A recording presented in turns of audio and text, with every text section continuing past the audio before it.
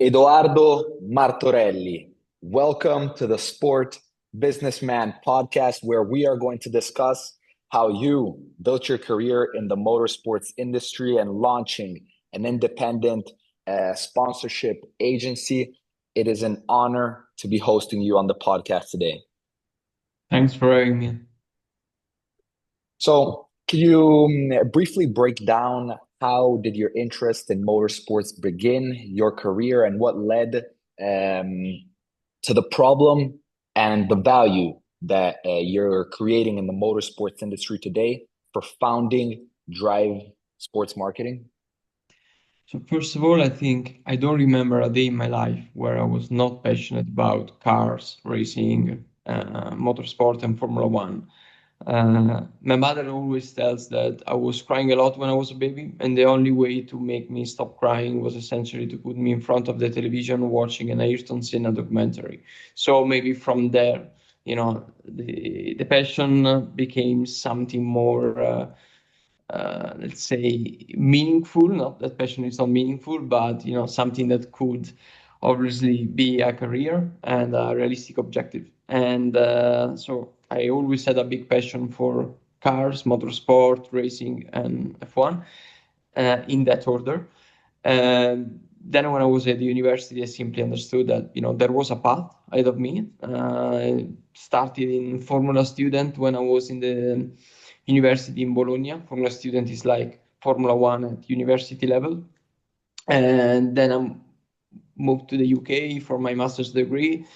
I did my master thesis with an F1 team. Then I went to London, worked almost a couple of years for a London agency specializing in F1. And then I was called back to the F1 team, which was the Red Bull owned F1 team, to essentially work there to acquire new sponsors, to manage sponsors. And it was a fantastic experience. And in those years, essentially, I kind of, started to think about setting up my own business. And when you started thinking about setting up your own business, where was the most important need for the industry to receive your value?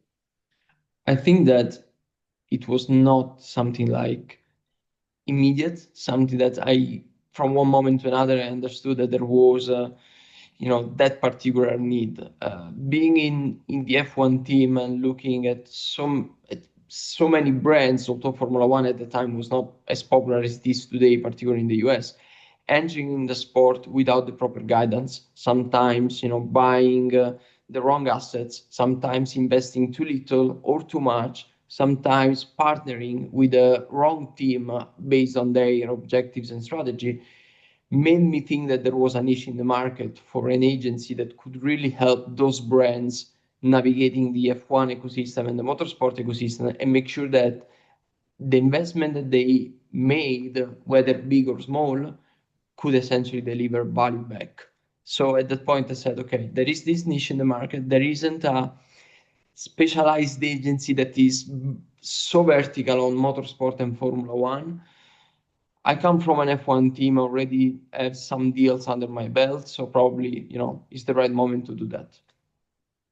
And who do your clients look like today at Drive Sports Marketing? And when you founded Drive, um, who were you?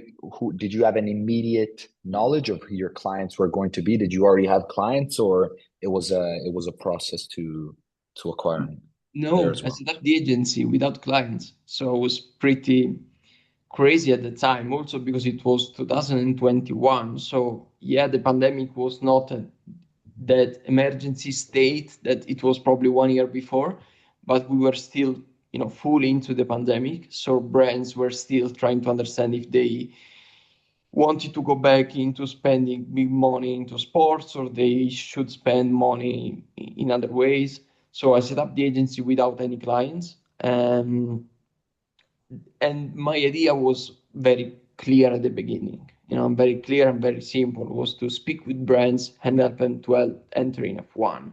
But obviously I was probably a bit naive at the time, because when you are part of an F1 team reaching out to sponsors and to brands, it's easier to get traction rather than when you are a small agency approaching them, because there are only 10 F1 teams in the world from next year 11, but there are so many agencies and most of them are 100 times bigger than us.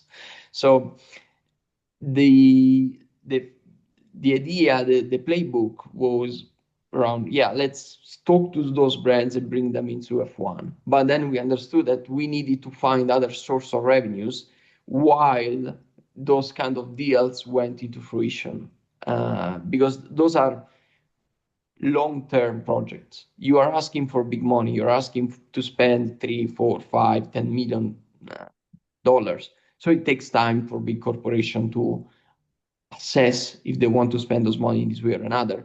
But whilst they decide, and probably the first year is never, the year where you get the deal done, you need to have other source of income. So we started obviously to grow the agencies also on other sides. So now we also represent racing drivers. So we do essentially communication services for them. We also work on retainer on other motorsport category that are as equal as relevant in the wider motorsport ecosystem, like IndyCar, for example. We work for an IndyCar team to help them with partnership development efforts. And this was something that I was not envisioning at the first, but then you come to realization that when you are in it, you need to find other source of incomes. You need to be a bit more. You need to be specialized in motorsport, but you also need to do something different. And that was probably, a good learning that I had over the last couple of years, probably. And so, how does a small independent and boutique agency um, play and get market share in a market that travels at more than 300 miles per hour in that where big groups are most of the time involved in the transactions. Yeah, I think that you need to be at least okay. You need to be agile, and you need to be, let's say, flexible in adapting to the markets and adapting to the opportunities that also comes to you, because we always look for opportunities, but sometimes the best opportunities are the one that came to us, which is, we spend so much time trying to make new business, and then new business comes to you, and it's sometimes the biggest business that you have ever received. So you need to work hard, but sometimes the most of the work that you do in our job, in our sector, is just receiving 99 no's to get one yes. But then when you're probably, a bit downbeat because you haven't get the answer that you wanted, you receive something like a new project coming in without any effort. This is probably, uh, a very particular aspect of our job. But I had very clear ideas when I set up Drive. So we wanted to be independent because this is our key aspect. If you look at those big agencies that are around, they are involved in so many sports. They have relationships with so many brands already, but they also have, most of them, particular relationship with rights holders. So in some situation they cannot be objective as they should. They need to comply to some bigger commitments, contractual commitments that they have. We are independent, 100% independent. So when a brand comes to us asking for, we want to look into, for example, F1, to enter in F1, we provide them a very objective overview of what is the best team for them based on the strategy, based on the budget, based on the kind of activations that they want to do. We don't have any favoritism. I'm Italian, so some may think, you want to look at Ferrari. I'm not a Ferrari guy. I'm not a Ferrari fan, like I'm not a fan of any F1 team. I'm an F1 fan. And before being an F1 fan, I'm a car guy. So my passion comes from cars. I like cars. I go on track with cars. I race cars. So that's my passion. Uh, Formula One, yes, is another passion, but when I do my job, I'm totally objective. So we wanted to be independent and we wanted to go deep, not broad. So didn't want to do many sports. We don't wanted to do many categories. We wanted to do motorsport, particularly F1, because we don't have the manpower and we also don't have the expertise to go into football or to go into tennis.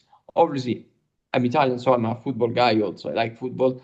I play tennis 3 times per week, but I don't have the expertise to guide a brand toward a tennis partnership as I have the expertise to guide them in an F1 partnership. One other aspect that is very important for us when you go against big agencies, for example, is insider knowledge. So we are only one phone call or one WhatsApp message away from the key people in F1. Yesterday, a brand asked me, can we engage with this F1 driver? I just made a phone call, and it was done. So this is our inside knowledge, and this is one of the reasons why brands with us can really feel from the first moment we have a call that we are the guys. We know what's going on in F1 and motorsport, and we can help you with that. The other approach for me, which is a bit counterintuitive, is stay lean to stay strategic. Many big agencies, they have to take clients from other sports, from other series, for simply because they have to pay salaries. In moments of growth, we decided to stay lean because it's the only way for us to be very strategic and to be very focused on what we do best. If we start to hire people just because we think might be an opportunity to get this client that is not aligned to our expertise, then we start to lose our credibility. So we decided to be very lean as an agency, very small, because we want to make sure that we don't have to focus on other topics, on other sports, on other services that we are not good at. And then the last point is to think long term.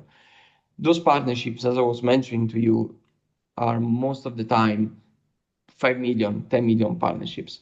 And the first year, but even the second year, is never the year in which you're getting a deal done. You start speaking today, probably you will get the year done in a couple of years. So it's a question of planting the seed, waiting, and waiting. That's why we don't have a sales approach. We have a very much a consultative approach. So we approach every conversation with brands to say, we are here to help you. We are not here to sell you something. And this is what is paying off because brands know that when they talk to us, we are not there asking for an answer, the day after we talked. We don't have anything to sell apart from our expertise. So I found very interesting the consultative approach, and I found very interesting the fact that you're the go-to guys for F1 sponsorship. So if we look at the last 5 years of the business development in Formula One, today the Formula One stacks up and compares to the North American sports sponsorship in revenues just 50 just 500 million dollars behind the NFL, which represents about 2.5 billion of sponsorship revenues, and F1 recorded about 2 billion in 2024.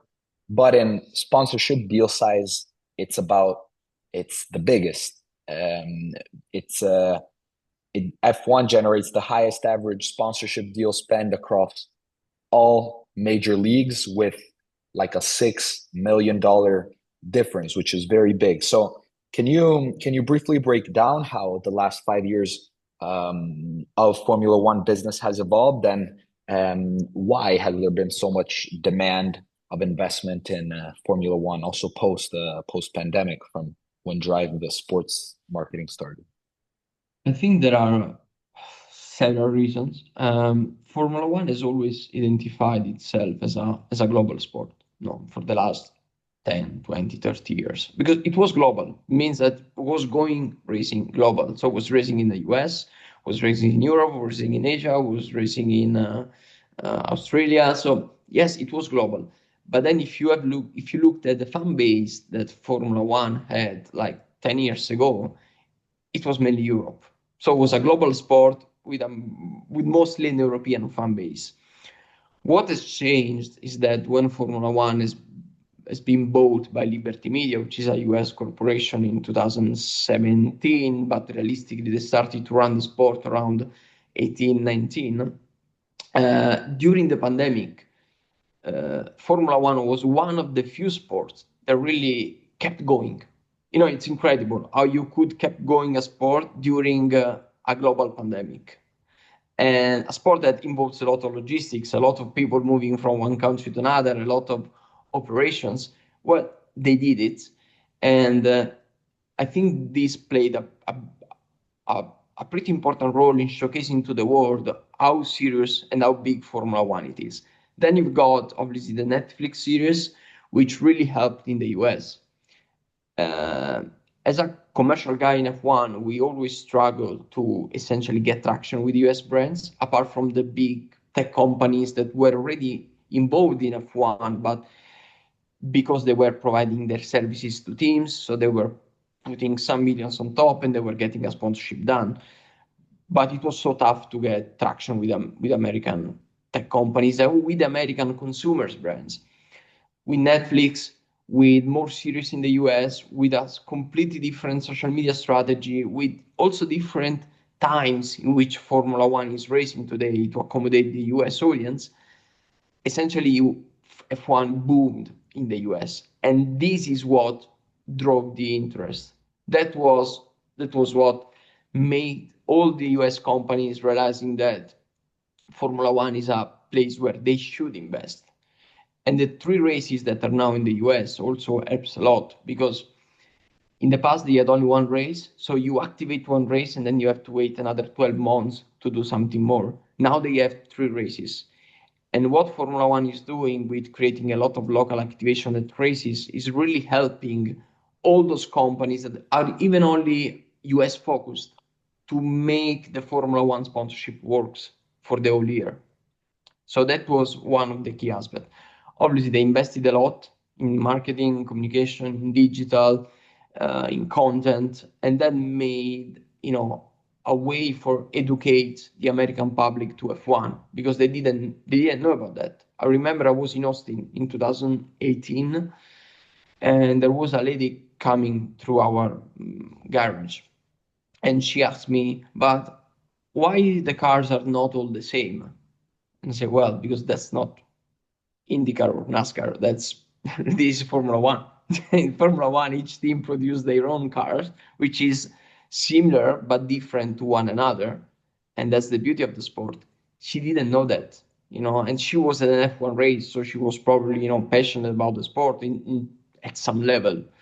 But that was what Formula One was in 2018. Now the American fans are so well educated about the sport. They are so passionate. They know everything about the drivers. They know everything about the teams. They know everything about the cars. And this is what is driving interest. Every time I have a call with a business executives from one of the American companies, the first thing that it tells me is that I was not familiar with the sport. I'm not familiar thanks to my kids. It's this line all over and over again. So this is obviously to give you a clear picture of where Formula One was and where it is right now in the US. So I find it also interesting to learn when a brand reaches out. Firstly, why why is it useful today to pursue a sponsorship in Formula One? And if when a brand reaches out to sponsor an F1 team, what is the client journey? What is their process for investing into Formula One?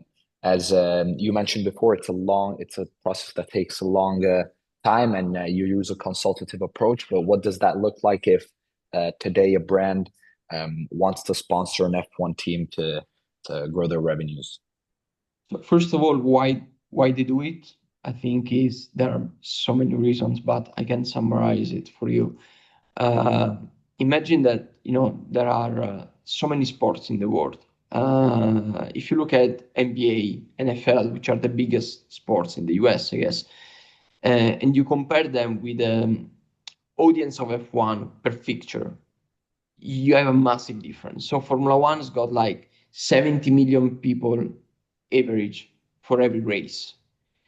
NBA, NFL, they've got between 5 and 10. Obviously, yeah, okay, they have many more matches than F1 races, but one person doesn't watch your matches. One person watch one, two, maybe three if you don't have anything to do during the weekend. So there is a big difference in terms of audience. And then Formula One is growing so much that everyone has an interest. And if you are a B2C brand, why you invest in Formula One? Simply because the Formula One audience is getting very young, moved from 37 to 32, and is going down and down, down, the average audience of the F1 fan. Then you've got the male and female split. Formula One was like a male dominated sport, around 80% male, 20% female. Now is like 55 male, 45% female. So probably in a couple of years, we will reach 50-50, which is perfect, for a consumer brand. So you get access to a young audience, which is evenly split between male and female, which tends to be higher spenders than other sports. So that's a reason why, simple, why brands invest in F1. Then if you're a B2B brand, why you invest in F1? First of all, technology brands, they find in F1 the perfect platform to showcase their technology. They integrate their technology into the F1 team, and they clearly says, look, if my technology works in a mission critical environment like an F1 team, for sure it will work for your companies that produce, I don't know, frames for pictures, so uh, this is obviously one part of it. And then it's a global platform. So some companies that instead of spending like money into 2, 3, 4 different sports to cover the whole world, they just decide, okay, let's spend all this money into Formula One. So we got only one platform that covers the whole globe, and we are all aligned. We all share the strategy around how we maximize these sponsorships across the world, across all the departments. And that's the challenge also, which I was referring to before when I was saying that the process is very long, because you need to get, in those cases, approvals from the headquarters, which is generally not difficult. The difficult part, and you think is done, you have the approval from the chief marketing officer for a global marketing program, so it should be okay then. But then, generally, they go to each chief marketing officer of each region to say, are you okay with that? Because we are ready to commit for a global marketing operations here. US might want to do it. Europe, we don't know. Asia, yes, but we also can do this and this and that. And this is the challenge, because in theoretically it's a great platform because we are all under the same roof, all the same rules. We know what we are doing. We don't waste money. We are very efficient in how we make our marketing programs. But realistically, each regions that they got their own objectives, and get them to agree on one single tool to use is very difficult. That's why it takes time, because the first year you don't have the agreement of the headquarters. The second year you got the agreement for the headquarters, but you don't have the agreement of one region. Then maybe the third year you got the agreement from the headquarters and the local regions. But then the CEO might change. And if the CEOs change, you start from zero. So that's why it always takes a lot of time to sign an F1 partnership. And for agencies like us, which are boutique agencies, it's difficult because you need to arrive and speak with a very C-level executives at a global level. And and then if everything comes to, no fruition, you have basically worked for 2, 3 years on this project and you haven't made a single dollar. So And so, if audience listeners on our platforms are interested in investing into Formula One, the last question for our audience members from our conversationist of today, when looking at the asset menu available in Formula One, from the cockpit to the team suit, what are the main assets which you specialize in? Are you more specialized in the halo, in the front wing, in the driver's helmet? What's your specialization? Do you have one, or it's more general? And which has the most revenues? when I was saying before that we want to be perceived as the go-to F1 guys, is because we know the sport inside out. Obviously, unfortunately, there are also other agencies that have this kind of expertise, but generally, uh, we always try to essentially give the brands and an idea, an overview of how an F1 partnership can look like based on their objectives. So if there are, for example, technology brands, they care less about exposure unless they are relatively new, unless they just went to IPO and they have some reasons to, being very visible. They care more about, integrating their technology. They care more about having the team engineers coming and do keynote speeches about how their technology helps the team to perform better. They care more about hospitality because they want to get, their clients, their partners, their prospective clients into the F1 ecosystem so they can convince them to become one of their clients and run business, do networking, and so on.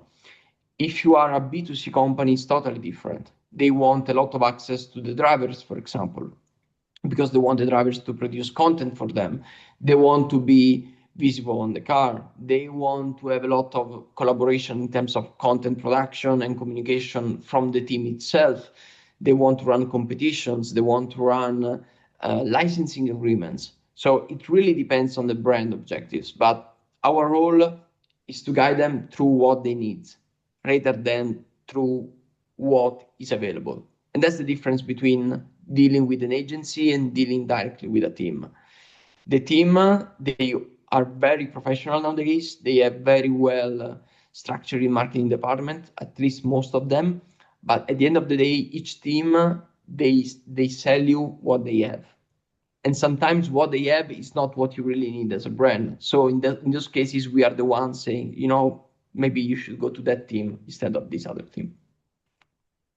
Splendid. So, Edoardo, thank you so much for your invaluable advice today, explaining Drive Sports Marketing. Today, we learned why Drive Sports Marketing is the go-to for sponsorships in You F1. In F1, we did not get to touch on all the services and expertise of Drive Sports, like for example, the athlete marketing and partnership development and social media management you do. However, we do look forward with the growth of Drive Sports Marketing in the future to host you on the Sport Businessman podcast again. And best of luck for the future for the next F1 season. Yeah, thank you very much for inviting me here. It was a pleasure. Splendid.